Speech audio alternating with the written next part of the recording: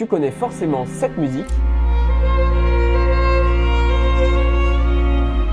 Maintenant, tu peux me dire dans quel film ou série tu l'as entendu. La réponse c'est... il y en a plein. Parce que cette musique, on l'entend dans plus d'une vingtaine de films et de séries, comme...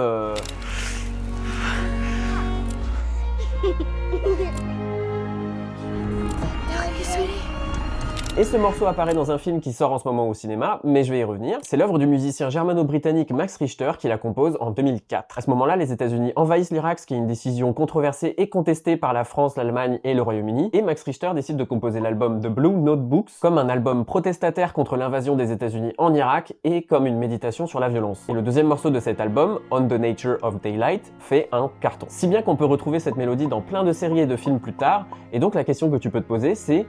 oui, cette mélodie est très jolie, ce morceau est très bien, mais pourquoi celui-là en particulier? Pour le savoir, il faut revenir sur le concept de theme track. Alors je sais que comme ça fait un peu...